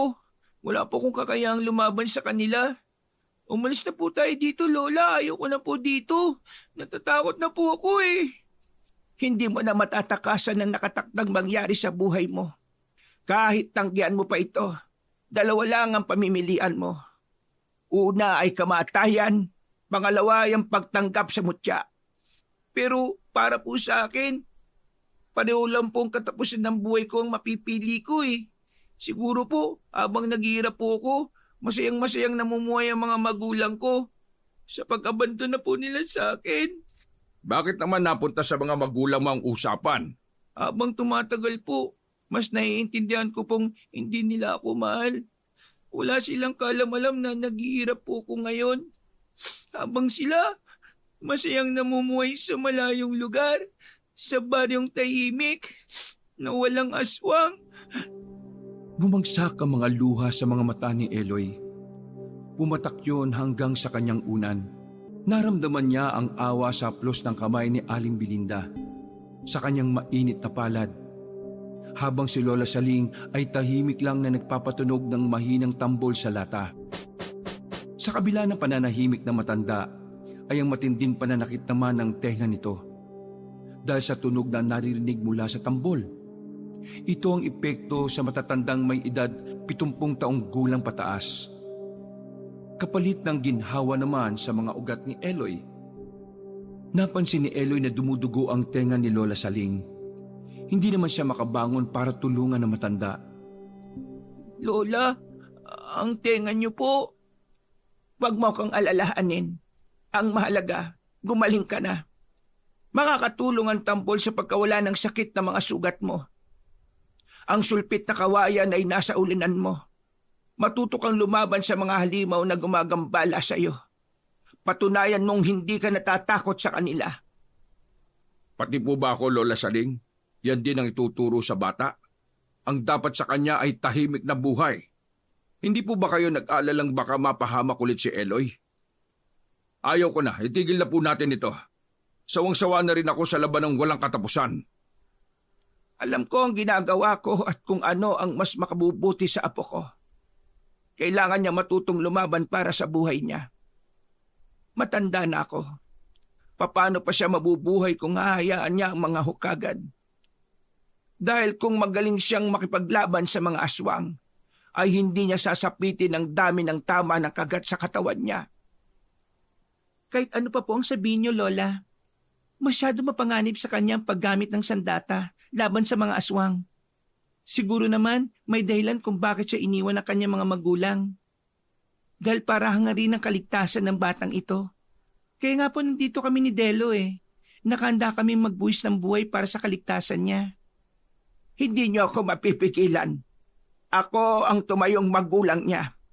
Kaya alam ko kung ano ang dapat niyang gawin. Ang mutyang hawak ko ay hindi talaga sa akin, kundi nakalaan kay Eloy. Hindi ako pwede habang buhay na itago ito. Dahil kapag hindi ito napunta kay Eloy, magkakaroon siya ng malubhang sakit. Malaki ang responsibilidad na nakaatang sa balikat niya. Kaya tama lang na matuto siyang lumaban. Ano pong totoong kakayahan ng mga ukagan para pagandaan silang mabuti? Nakita ko po kasing may kakayahan ng aswang na mag-anyong paniki, daga, at kung ano pang naisin nilang gayain. Hindi ko lang po maintindihan, bakit po ako? Wala naman po akong dugong mandirigma para magmay-ari ng mutya. Hindi sila nanggagaya. Yun ang tunay nilang itsura. Ang tambol na pinatutunog ni Lola Seling ay ang bagay na kayang magpatigil sa galaw ng mga aswang. Sa ganoong paraan, madali mong maatake mga kalaban gamit naman ang iyong sulpit. Yun ang totoong dahilan kung bakit gusto kanilang patayin. Dahil para sa kanila, ang batang may edad 8 ang may kakayahang pagpasahan ng mutyang buhay laban sa kanilang lahat. Dahil ikaw ang bunga ng pagmamahalan ng dalawang lahi, isang normal na tao at isang hukagan. Po? Mabuting aswang ang ama mo, at kapag napunta sa iyo ang mutya, hindi ka matutulad sa tatay mo. Oo, apo, may dugo kang aswang kaya kung mapapansin mo, binibigyan kita ng mga pagkain walang sangkap na asin o bawang. Totoo po ba yan, Lola? Oo, apo. Kaya sana sikapin mong maging mabuting tao. Kaya po ba nila tayo pinalalayas dahil alam nila? Wala silang alam sa totoong pagkatao mo. Ang alam nila'y hawak mo ang mutya. Para kang banta sa kanila. Malalaman mo kung bakit kanila gustong patayin sa sandaling matutunan mo ang mga orasyong magbibigay ng bisa sa mga sandatang yan. Tandaan mo na kapag nasa iyo na ang mutya, ay hindi ka na dapat titikim ng may asin. Dahil kapag nangyari yon, magiging isa kang halimaw na hindi maaalala ang taong nagpalaki sa iyo. Walang makakapigil sa pagiging aswang mo, kundi ang kamatayan lang. Bakit po alam niyong tungkol sa bagay na yan? Samantalang ako po, walang kaalam-alam sa mutya. Sino po ba kayo? Mag-asawa kami ni Aling Belinda mo. Bago kami magsama ay may mga tungkulin na nakaatang sa aming balikat. Yon ay ang protektahan ng may hawak ng mutya ng buhay, laban sa pinuno ng hukagan. Ako ang albularyo at si Belinda ang manunugis ng aswang, samantalang si Lola Seling ang nakatakdang mag-alaga ng mutya, habang hindi pa panahon para isalin sa iyo. Pero hanggang ngayon, ayaw naming mapunta sa iyo ang mutya ng buhay, dahil hindi na namin gugustuhin mangyari ang mga nangyari noon. Nabigo kami sa unang batang minsan na naming binantayan. Namatay siya sa kamay ng halimaw. Kung ganun po, talagang kayo po ang ipinunta namin ni Lola sa baryong ito dahil balak na po niyang humingi ng tulong sa inyo? Oo. Kasama si Belinda sa pagtupad ng tungkulin para protektahan ka. Kaya lang sa tingin ko hindi ka pa handa. Siguro mas kailangan mo nang malaman ang buong katotohanan tungkol sa mga magulang mo. Huwag niyo akong pangunahan sa mga sasabihin ko sa apo ko. Sapat nang malaman niya ang tungkol sa pagiging dugong hukagan niya. Baka hindi niya kayanin ang matutuklasan niya. Napag-usapan na natin ito, hindi ba? Tutol naman ako sa pagbibigay ng mutya sa bata, pero higit niyan dapat na malaman kung ano bang ipinaglalaban niya. Paano siya haharap sa mga aswang kung hindi naman niya alam kung ano ang dahilan kung bakit kailangan niyang patayin ng hukagan. Ipakita niyo sa kanya ang mutya. Karapatan na niyang tanggapin ang kapalaran niya. Ano pong kapalaran? Ano pong tungkol sa mga magulang ko? Elo, ibangon mo si Eloy. Kailangan natin makalis sa bahay na ito. Sa silid sa ilalim ng lupa, doon tayo dadaan. Nasundan nila tayo. Matalas talaga ang pang-amoy ng mga halimaw na yan. Lola, dali niyo mga kakailanganin natin sa pagtakas. Halika, Eloy. Sumampa ka sa likod ko. Napapalibutan na tayo ng mga aswang. Pati ng mga alagad nilang asong ligaw. Natalian ko na ng tela ang sugat mo.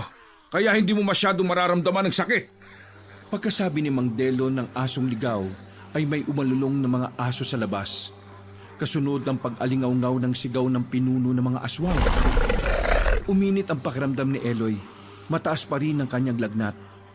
Masasakit ang mga sugat na pinilit niyang sumampa sa likod ni Mang Delo. Naunang bumaba sa silid si Lola Saling, habang dala ang bag na may lamang sandata. Kasunod si Aling Belinda na halata ang matinding pag-aalala sa muka. Mabilis silang tumakbo sa ilalim ng silid para baybayin ang makipot na daan patungo sa lagusan sa dulo ng pintong kanilang lulusutan. Pero hindi pa man sila nakakalabas ng pinto ay tumilapon na si Eloy kasama si Mang Delo na bumagsak sa lupa. Nakaabang sa kanila ang mga taong paniki. Mabilis silang inatake ng mga aswang. Pati ang mga asong ligaw kikipag-agawan na rin pasugod sa kanila ni Mang Delo. Maging si Aling Belinda ay hindi na rin nakaporma ng atake nito ng hukagan. Nagulat sila sa bilis ng pangyayari at hindi nila ito napagandaan. Itinuloy ni Lola Saling ang pagtugtog sa lata gamit ang dalawang patpat. Gumapang si Eloy papalapit sa matanda. Kinuha niya ang sulpit pati na ang bala na gawa sa tinik ng lukban. Lumiwanag ang kanyang kamay nang mahawakan ng sandata. Nabanggit na yon dati pa ni Lola Saling na siya lang ang may kakayahang makakita sa liwanag ng sandata para sa kanya. Magsisisihan niyong bumalik pa kayo sa barangay na to. Wala kayong kadala-dala matapos kong patayin ang una niyong tagapagmana. Ngayon naman ang lakas ng loob niyong gamitin sa akin ang sandatang walang silbi. Tama ng satsat. Hindi ka ngayon makakaligtas sa sandata namin laban sa iyo. Wala na kayong magagawa.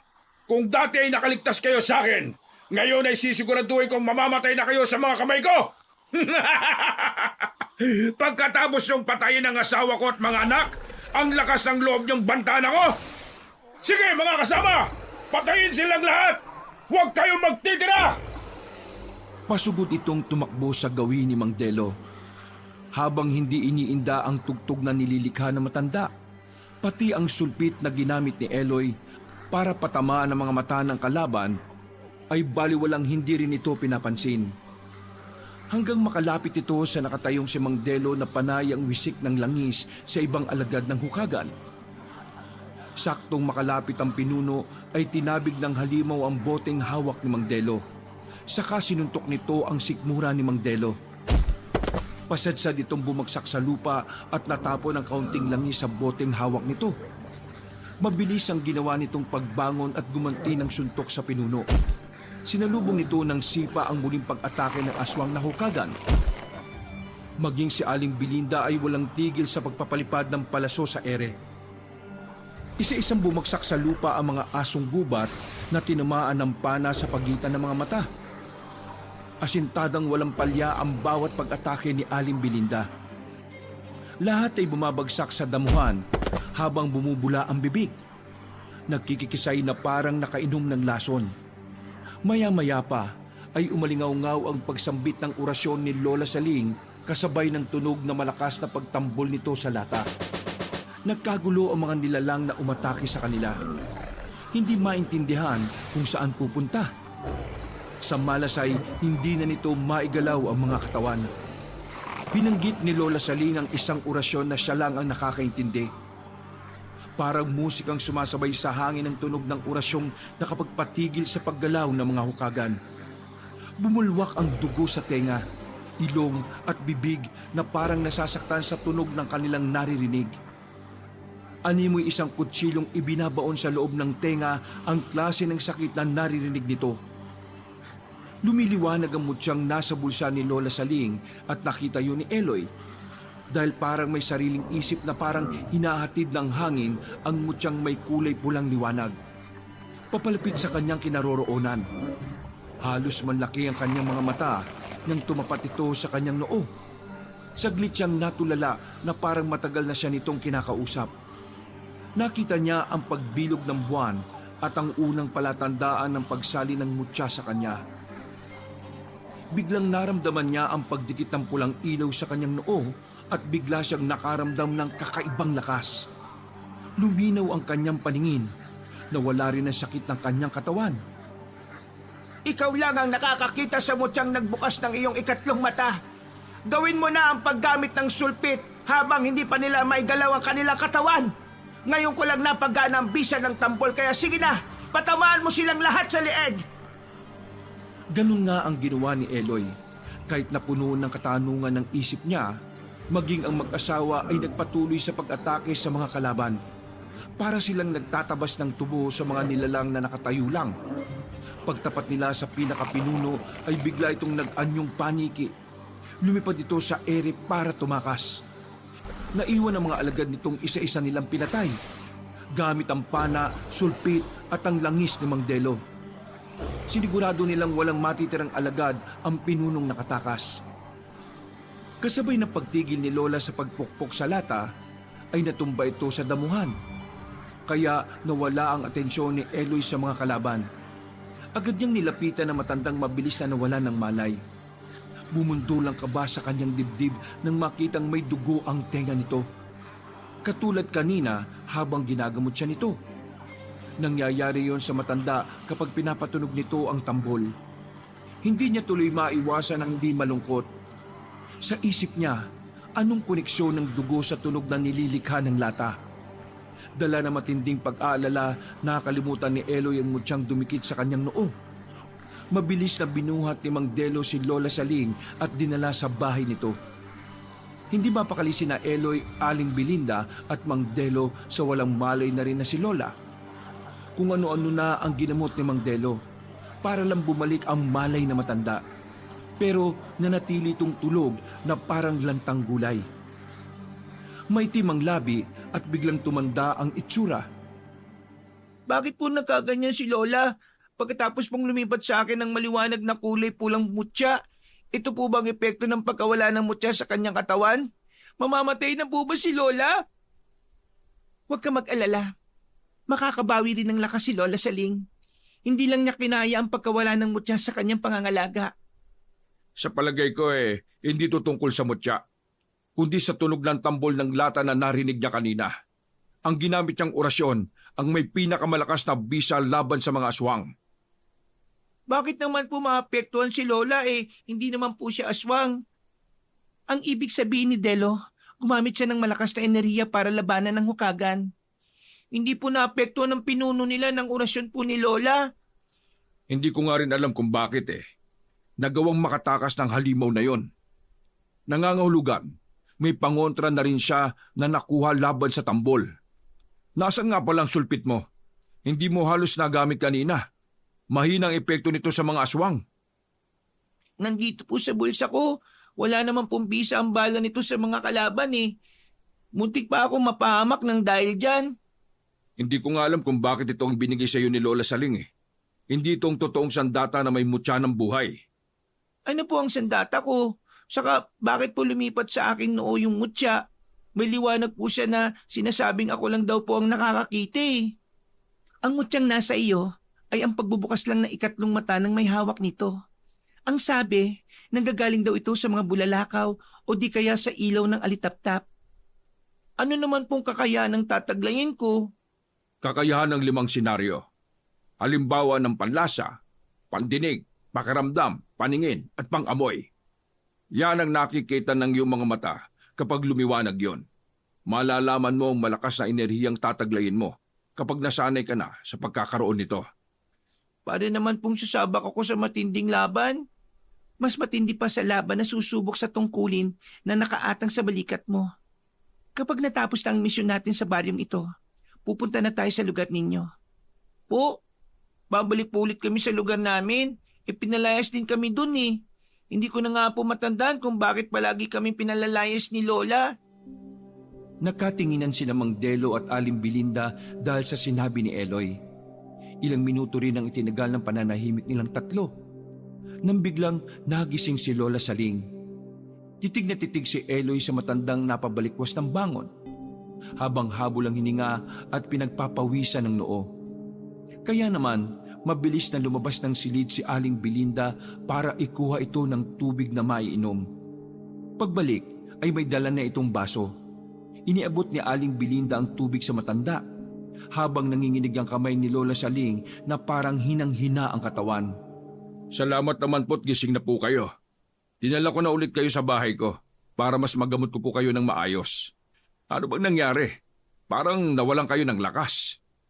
Gumamit ako ng malakas na orasyon laban sa pinuno ng hukagan. Pero hindi siya tinablan.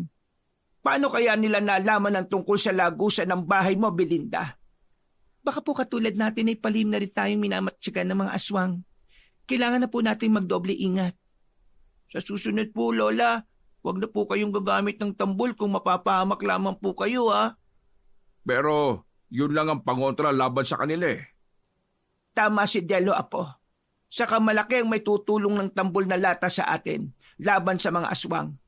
Paniguradong mas lalong mag-iingat ang pinuno nila dahil alam na niyang kumpleto na tayo. Lola, yung tungkol po sa naputol na pag-uusap natin kagabi, nasan po ang mga magulang ko? Ha? Hindi mo na dapat inaalaman tungkol sa mga magulang mong umabando na sa'yo. Tama po ba ako, Lola Saling? Ha? Oo. Huwag na nating hanapin ang mga magulang mo. Sige na, ihanda mo na lang ang mga gamit mo at aalis na tayo bukas. Pero hindi pa raw po tapos ang misyon natin sa baryong ito eh. Huwag mo munang isipin yan. Ang mahalaga, makaalis na tayo dito. Maglalakad lang tayo papunta sa Santa Milagrosa. Wala na tayong pera. Naubos na sa paunti-unti nating panggastos pagkatapos ng nangyari sa atin. Kumusta na nga pala ang mga sugat mo? Bakit ba nagpunta ka ng gubat na mag-isa? Medyo masakit pa po ng kaunti ang sugat ko sa hita. Napatay na po ni Aling Belinda ang mga lagad ng pinuno ng hukagan. Hindi na po ako aalis sa tabi niyo, Lola. Pasensya na po. Kaya sa susunod makikinig ka sa mga sinasabi namin, Eloy. Opo, pasensya na po talaga. Dahil po sa akin, napahamak po si Lola. Umalis saglit si Mang Delo. Pumasok ito sa silid nito. Pagbalik ay may dala na itong mahabang tungkod na gawa sa uway. Kasing tigas siya ng kahoy. Sa dulo ay may kulay pulang tali ang patalim. Isang uri ng sibat na tungkod. Panahon na para ibigay ito sa'yo. Ingatan mo, isa itong sandatang may koneksyon sa mutyang nasa'yo. Malalaman mo na kung sino ang halimaw na umatake sa atin kagabi kapag nakita mo na ang hindi namin nakikitang mga ordinaryong tao. Pero sa umaga, kapag may araw, walang bisa ang mutya. Kaya kailangan mo pa rin maghintay sa pagdilim.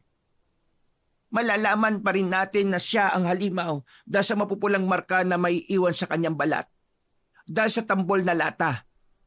Kung minsan, ang kapangyarihan ng mutya ay gumagana kahit sa araw, depende sa paggamit nito. Ano pong ibig niyong sabihin? Ang epekto ng tambol ay maraming kakayahan, tulad ng pulang marka sa balat ng aswang na nagpapanggap na tao sa araw. Tingnan ko lang kung makakatakas pa siya. Siya ang... Lola! Nakita ni Eloy kung paanong umiling na magkakasunod si Mang Delo. Parang sinadya nitong putulin ang sasabihin ni Lola Saling. Hindi niya maiwasang sumama ang loob dahil nahahalata na niyang may itinatago sa kanya ang mga taong nakapaligid sa kanya. Nagsisimula na sanang magtanong si Eloy nang bigla silang nakarinig ng pagtawag ng lalaki sa labas. Boses ni Kapitan Tano at kasama ang mga taong bayan pati na ang mga tanod nito. Delo! Lumabas ka dyan! Ilabas mo, Maglola! Mabilis namang hinarap ni Mang Delo si Kapitan Tano. Dahan-dahan ang naging paglapit ni Eloy sa dingding para silipin ang mga tao sa labas.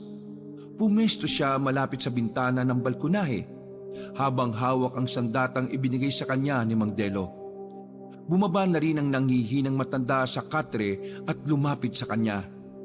Sabay silang nanlaki ang mga mata nang makita ni Lola Saling ang pamumulang marka sa leeg ni Kapitan Tano. Kahit nakasuot ito ng mahabang manggas para itago ang bakas, ay hindi pa rin ito matatakluban ang palatandaan ng epekto ng tambol sa aswang. Kaya alam na nilang nakita rin ni Mang Delo ang markang yon. Ang kapitan nakaharap nito ang totoong nanggigipit sa kanila. Maging ang aswang na umatake sa kanila kagabi ay si Kapitan. Nakuyom ni Eloy ang kanyang kamao. Napuno ng galit ang kanyang dibdib nang maalala ang sinapit nila sa kamay nito. Ito rin ang madalas na nagpapalaya sa kanila. Pinaparatangan sila ng kung ano-ano pero ito pala ang totoong halimaw. Gusto na nga sana niyang lumabas pero nahahawakan siya sa braso ni Lola Saling. Huwag muna, Apo. May tamang oras para dyan. Hindi to ang tamang lugar para ibuhos mo ang galit sa halimaw na yan. Kailan pa po ang tamang oras, Lola? Kapag nabaliktad na naman po niya ang pangyayari, tayo na naman po ang masama. Samantalang siya po ang totoong aswang eh. Siya lang po ang nakaligtas kagabi, kaya wala pong duda na siya ang pinuno ng mga hukagan. Matindi rin ang galit ko sa hayop na yan dahil pinatay niya ang mga anak ko. Halos nanlaki ang mga mata ni Eloy nang madulas sa matanda sa mga sinabi nito. Narinig niya ng malinaw ang mga salitang binitiwan nito. Isa lang ang anak ni Lola Saling at yun ay ang kanyang ina na matagal nang hinahanap. Hindi mo na po mababawi ang mga sinabi niyo, Lola. Patay na ang nanay ko at pati ang tatay ko. Kasama po ba sila sa pinatay ng pinuno na yan? Oo, pero Matagal po kong umasa na totoong hinahanap natin ng aking mga magulang. Pero patay na po pala sila. Yun po ba ang dahilan kung bakit sa tuwing nagtatanong ako ng tungkol sa kanila ay umiiwas kayo? hindi yun ang totoong dahilan, Apo. Kung ganon, ano po ang totoong dahilan? Huwag na po kayong magsinungaling. Sa halip na sumagot ay lumayo si Lola Saling kay Eloy. Kaya naman magtatanong pa sana si Eloy ay muling naputol ang kanyang sasabihin. Dahil umalingaw-ngawang malakas na boses ni Kapitan Tano habang kausap si Mang Delo. Naparito lang kami para ipakita ang katawan ng baboy Ramon na ito. Natagpuan namin wala ng laman loob ang hayop. Kawawa naman ang mga alaga ng kalikasan. Sinasabi ko na aswang talaga ang pinatuloy mo sa bahay mo, Delo. Kaya kung patuloy kang magmamatigas, mapipilitan kaming pati ikaw ay dapat na naming palayasin sa baryong ito. Subukan mo lang na magkaalaban na tayo kung sino ang totoong aswang sa atin, nang malantad na sa mga tao kung sino ang nagpapanggap sa ating lahat. Ano ba pinagsasabi mo? Huwag ka na magmaang-maangan pa. Kitang-kita na namin ang ebidensya. Mga kasama, naghahanap na mapagbibintangan ng lalaking ito. Papayag ba kayong ganituhin ang inyong butihing kapitan? Talaga palang sagad sa buto mo kasi sinungalingan mo. Isa kang kampo ng kadiliman. Kasabay ng sigawan ng mga tao na palayasin sina Lola Saling at Eloy, ay pinaulanan nito ng bato ang bahay ni Mang Delo. Sa galit ni Eloy, dinampot niya ang tambol at pinatunog yon sa loob ng bahay. Sakalang tumigil ang mga tao sa pagwawala. Kusang lumabas si Eloy para harapin ang taong bayan. Naggalit na galit sa kanila kahit wala naman silang ginagawang kasalanan. Ilalantad ko na po ang pagkatao ng iniidolo niyong kapitan. Siya ang totoong aswang. Mabilis niyang pinukpok ang tambol na lata gamit ang dalawang patpat. Umalingaw-ngaw ang tunog nito na nagpatahimik sa mga tao. Habang ang mga kamay ay may mga tangan pa rin na bato. Wag! Wag mong gawin yan! Hindi na po ako makakapagpigil sa ginawa mong ito sa amin. Ikaw ang totoong aswang. Walang epekto sa kanyang tambol, Eloy. Huwag mong gawin yan. Baka mapahiyakat mas lalo silang maghinalang totoo mga paratang sa inyo. Kailangan ko pong sumugal, Mang Delo. Walang ibang maasahan, kundi kami lang po ni Lola. Natandaan ni Eloy ang malakas na pagsambit ni Lola Saling ng orasyon. Kaya naman ginaya niya yon ng sarili niyang lengguwaheng pumapasok sa kanyang isip. Sa tulong ng mutyang nasa kanya, sa pagpukpok niya ng tambol ay napataklob ng tenga si Kapitan Tano. Habang sumisigaw, nag-atrasa ng mga tao, nagtataka sa mga nangyayari. Ang mga tanod ni Kapitan Tano ay napahawak na rin sa kanilang mga tenga, namimilipit sa sakit. Naalala ni Eloy ang salitang binitiwan niya kay Kapitan Tano. Sa oras na tirik ang araw, ang magiging palatandaan ng katapusan ng aswang. Kaya itinuloy niya ang pagtugtog. Nagkaroon ng bisa ang tambol.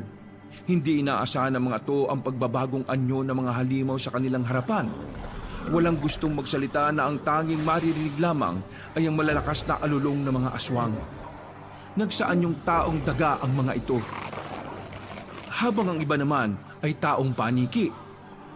Mga grupo ng hukagan na siyang totoong nambibiktima sa mga tao. Pati na sa mga alagang hayop ng taong bayan. Sinugod ni Kapitan Tano si Eloy na patuloy na nagpapatugtog ng tambol. Hindi niya nailaga ng unang pag-atake nito at tumilapon siya sa harapan ng bahay kasama ang kanyang tambol. Nabitiwan niya rin ang hawak niyang tungkod. Eloy! Tumayo ka, Eloy! Kanya-kanyang sigawan ng mga ito dahil sa takot. Ang ibang may matatapang na loob ay lumaban na rin sa mga aswang na patuloy na nagwawala. Nahablot ng isang hukagan ang babaeng nang buhos sa kanila ng tubig. Wala nitong awang winakwak ang tiyan habang hinuhugot ang mga laman loob. Parang nawala ang mga tanod sa kanilang mga sarili at tuluyan ng naglantad ng pagkatao sa mga nasasakupan nila. Habang si Kapitan Tano sa itsura nitong taong paniki ay umalngaw-ngaw ang matinding amoy ng nabubulok na laman ng tao, halata sa nila lang ang pagkapaso sa init ng araw. Hindi ko na ito mapapalampas. Pinatay mo ang mga magulang ko. Mag-iingat ka, Eloy. Gamitin mo ang tungkod! Bilisan mo! Habang abala ang mga tao sa pakikipaglaban sa natitirang hukagan, maging sina Mang Delo at Aling Belinda ay abala rin sa pag-asinta ng pana sa mga katawan ng aswang. Pinilit ni Eloy na tumayo. Mabilis nang dinampot ang nabitiwang tungkod at iwinasiwas niya sa ere ang sandata. Naramdaman ni Eloy ang pagliwanag ng kanyang noo. Alam niyang nakita rin yon ni Kapitan Tano, kaya't napaatras ito habang nanginginig ang tuhod. Paanong nangyaring nagkabisa ang mga sandata at mutya sa umaga? Hindi ito maaari! Dahil ang kabutihan ang siyang pinapakinggan ng kalikasan. Natatandaan niyo po ba ang sinabi ko? Papabor sa akin ang kalikasan sa pagtugis sa mga katulad ninyo. Tandaan niyo po yan. Mamamatay din kayo sa oras na tirik ang araw kung saan magaganap po ang mga imposibleng mangyayari sa buhay ninyo. Ang kamatayan ninyo. Etong sa inyo! Kasabay ng paghampas ni Eloy sa ere ng tungkod at sa pag-ikot ay tinamaan ng pinuno sa balikat. Umalingaw-ngawang malakas nitong sigaw. Parang ramdam na ramdam ni Eloy kung gaano kasakit ang sandatang tumama sa katawan nito. Nakita niyang nag-iwan ng malalim na sugat ang talim ng kanyang sibat sa balat nito. Sumuka ito ng dugo. Lumabas ang maiitim na likido sa tenga nito. Inulit ni Eloy ang pag-atake sa katawan ni Kapitan Tano.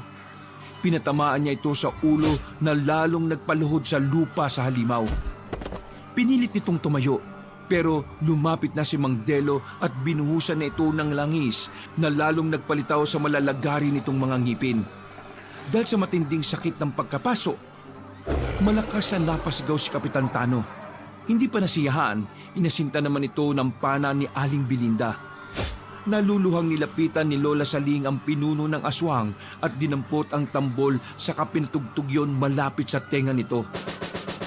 Para sa aking anak na pinatay mo, mamamatay ka na!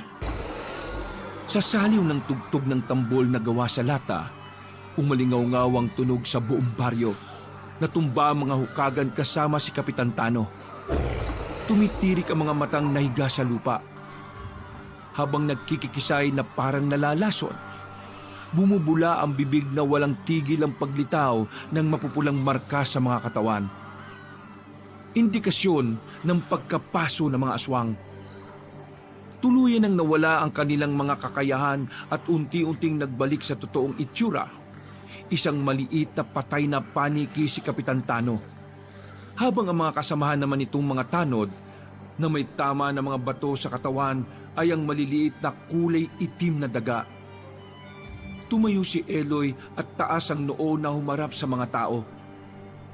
Ipinakita niyang nagkamali ang mga tao sa paratang sa kanila.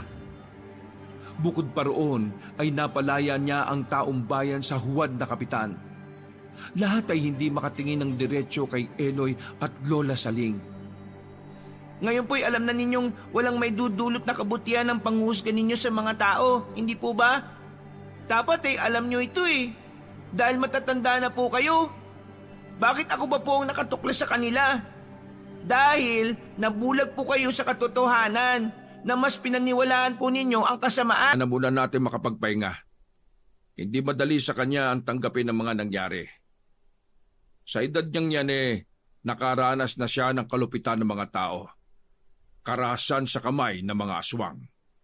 Magpahinga na rin po kayo, Lola Saling. Mas kailangan ninyong maging matatag. Alalahanin po ninyong mahina na kayo dahil wala na sa inyong mutya. Meron pa tayong mas kailangang paghandaan. Kailangan nating maihanda si Eloy sa pagdating ng panibagong pagsubok sa kanyang buhay. Dala na matinding pagod ni Eloy sa paglalakad, agad siyang nakatulog ng mahimbing. Panatag ang loob na wala ng mga taong magpapalaya sa kanila dahil lalaban na siya. Kinabukasan, may hinang yugyug sa balikat ang tuluyang nagpagising kay Eloy. Pagmulat niya ng mga mata, ay si Lola Saling ang nakita niyang nakatunghay sa kanyang mukha. Napansin niyang tumanda na ang itsura nito. Parang nawala ang tampon niya sa matanda at nayakap niya ito ng maigpit dahil sa awa na labis namang ipinagtaka na matanda. Bakit apo? Nananaginip ka ba? Humihingi lang po ako ng pasensya dahil sa naging reaksyon ko po kahapon. Nabigla po ako at sumama ang loob ko. Huwag kang humingi sa akin ng tawad, apo. Marami ka pang hindi nalalaman sa totoong mga nangyayari sa paligid mo. Ngayon pa lang ay humihingi na ako sa iyo ng tawad. Tandaan mong mahal na mahal kita, apo. Wala kong ibang hinangad kundi ang mapangalagaan ka. Tandaan mong mahal na mahal ka rin ng mga magulang mo. Kung sakaling dumating na ang oras na kailangan mo na silang harapin, lagi mo silang iisipin na naging mabuti silang tao bago sila nagkaganon. Napatanggal sa pagkakayakap si Eloy at seryosong napatingin sa mukha ng matanda. Ang mga nabibiktima ng kagat ng hukagan ay nabubuhay sa pagkakataong isa na silang halimaw. Walang nakikilala, walang kakayahang magpalit ng anyo bilang isang tao. Nagtatago sa kabundukan para mambiktima at sila ang pinakahuli mong misyon, apo. Misyon? Ano pong misyon? Tungkuling pigilan ang mga magulang mong matapos mamatay ay naging aswang. Lola, ang patay ng sarili kong mga magulang? Ang masakit na katotohanan na po sa parte ng pagiging antingerong mga ngalaga sa mutya. Lola, bakit po ako? Bakit ang katulad kong bata ang kailangan gumawa nito? Hindi ko po kaya, Lola. Alam niyo kung gaano ko nasabik na mahanap sila. Tapos, ito pa po ang paraan ng pagkikita namin. Hindi, Lola. Ayaw ko na po sa mutya. Bawiin niyo na po ang mutya. Sige na po, Lola. Nagwala si Eloy dahil hindi niya matanggap ang mga natuklasan. Kaya naman nakakuha yon sa atensyon ni na Aling Belinda at Mang Delo na nag-uusap din sa labas. Napalapit sila sa kwarto ni Eloy kaya alam na nilang batid na ni Eloy ang tungkol sa huling misyong gagampanan. Kahit ayaw mo, kusa ka nilang hahanapin. Maamoy nila ang mutyang nasa iyo. Papatayin ka nila, Eloy, para makuha ang mutya ng buhay na magbibigay sa kanila ng mahabang buhay. Hindi. Hindi po totoo ang mga sinasabi ninyo. Baka sa mga mukha ni na Aling Belinda at Mang Delo ang awa para sa kanya. Bago napunta sa iyo ang mutya, napunta muna sa akin ang mutya. Katulad mo, pinatay rin ang mga aswang ang mga magulang ko. Sadya silang nabubuhay para bawiin ang mutya na naging dahilan ng maaga nilang kamatayan. Para silang mga amalanhig. Ang pagkakaiba nga lang nabibilang sila sa pangalawang sali ng aswang na hukagan. Kaya alam ko kung gaano kasakit. Kaya tatagan mo ang sarili mo. Yan ang nakatakda sa batang tagapangalaga ng mutya. Bilang isang mahusay na antingerong tagatugis sa mga aswang. Kaya bumalik sa dating katahimikan ng baryo. Si Eloy din ang binansagang kauna-unahang batang tagapangalaga ng makapangyarihang mutya. Hindi na sila ang maglolang pinalalayas sa mga baryo. Wakas,